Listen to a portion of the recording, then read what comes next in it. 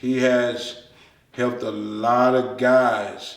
He was more of a mentor to some of the guys that he really interacted with in the hood, and told him, motherfucker, you do it, you're going to jail. I'm gonna come over here and I'm gonna lock your ass up. And he'd tell you straight out and he'd do what he meant. Yeah. Whatever he said, he was gonna do it. Yeah. So, I mean, you know. But you're gonna be treated. You gotta expect for people to say what they say and not be mad about it because they're on the outside looking in, Reg. Yeah. You know what I'm saying? That's why I be telling you, don't be so quick to go off because, I mean, everybody got their own right to their own opinion or whatever, but they don't know the person. You feel me? And y'all gotta remember, he was raised by my grandmother, who was over there that worked at EDD, and she was the one that get you the job. Mm-hmm. She's the one that found it in Watts. There was a over on Central, for those of y'all from LA Watts area.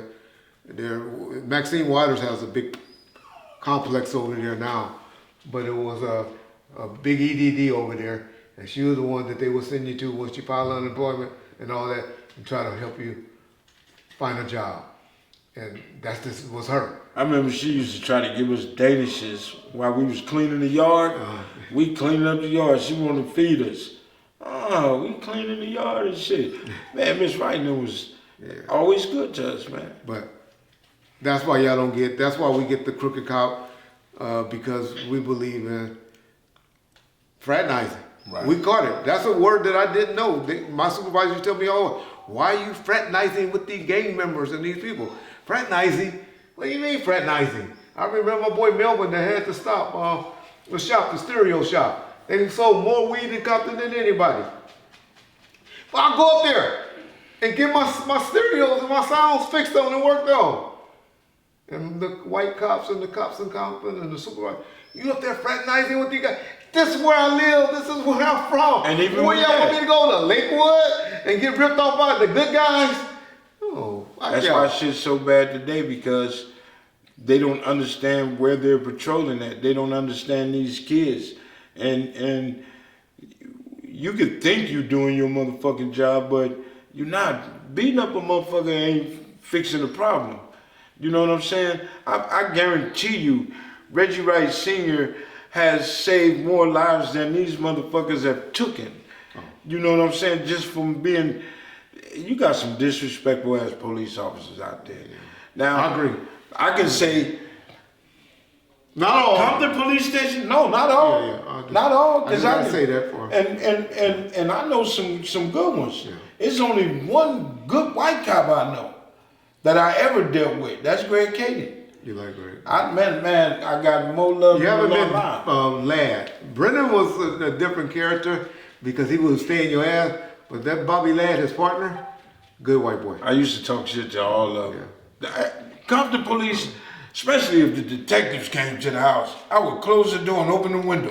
Get the fuck out my house. Y'all remember a few episodes ago I told y'all how he used to, no, I didn't, I should have. Yeah. I told y'all why James used to get his ass. Yeah. And I told y'all, he deserved it, and all y'all was like, oh, what you saying, a black man deserves his ass? No, a black man, I can talk shit, but I mean, I can say what I want to say. Yeah, I gotta learn that, and cops gotta learn that these days. That's why they get That's why they getting indicted like they did. But they gotta learn. But we didn't have the phones and the cameras and all that shit back then. Yeah. So just imagine how many ass whoopings I done took. Ooh, yeah. Not just Compton. Linwood sheriffs used to fuck us, catch them at 12 o'clock. The Vikings. We get beat up. Vikings crew, y'all. They would beat us up. They would take our shit. They wouldn't take you to jail for your drugs. Leave it. They will take your shit and whoop your ass and get on. Yeah. That was that Vikings crew. If y'all look up, research the Vikings. They wasn't no motherfucking joke. So hanging at Aikens at a certain time of night, it wouldn't happen. We gonna have to stay Pine, Stockton, some shit like that, deal with Compton. Yeah. Well, the sheriffs came on Panes and shit like that, but And what happens with the sheriffs, because they so big, you could see as a city cop you couldn't have a reputation like that. Because every day you were dealing with Reggie Jr. or this one and all that, and that's the only area we had to work. Well, they'll go and they'll get a rep in the area, and then the motherfuckers will transfer to another division. or another part of the area, and then now they gone, or their supervisor be like, all right, you ain't gonna get fired, but you gotta get the fuck out of our area, Man. and then they'll reassign them to another part of the city of Compton. Graves and Jackson, sheriffs. Oh. I'm sitting here telling them because they confiscated all our shit. They got 2 photo albums I had, and they just got it on display. That SOS, the gang task force, man, them motherfuckers. Grave wanted me to do this when they was coming out with cops. And I was like, nah. He rode around in cops. And we tried it. So my dumb ass gonna get all the homies, get your pistols, nigga, we finna do this. And me, Manny, Lil Rat, everybody, we got our pistols and Aiken. And that motherfucker said, this is cops. So I'm looking like, everybody finna go to jail because of my dumb ass. So put the guns away, everybody kicking it, hanging out. And we talking to the people. So I don't know if the producers or whatever liked it. Me, he wanted me to do an interview. Okay. And I'm in the back of that SOS unit that with all our hats, my MOB hats, my Paru hats, and I'm telling them, y'all need to let me get my shit back. And I said some Graves didn't like it. That motherfucker went and slapped the shit out of me. In front of the cameras on cops? And no, the cameras went on. He wanted me to do the interview. Okay. And the people were in there. When I said no, and he didn't like what I said, that son of a bitch slapped me. And you know, Graves is a big old white boy. Big country fed. It's nothing you can do. Shout out Mike Coed too, you're a good white boy. And I felt like I had to do something to this motherfucker. But nigga, you can't do nothing to this motherfucker. And I sat there, and I'm so angry that he did that, but I can't do shit. And I know a lot of niggas felt this shit before. And just look at him like you want to kill him, but you can't do shit. It's unfortunate. That, But I've yeah, seen that happen. I got a lot of too many motherfucking times. stories, but I don't talk about those. But. Yeah. And so, unfortunately, policing, I get it now. Well, why people say fuck the police sometimes. Do you?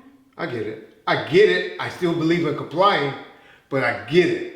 Reggie, Still telling y'all to comply. you just had a man that died, and they said comply.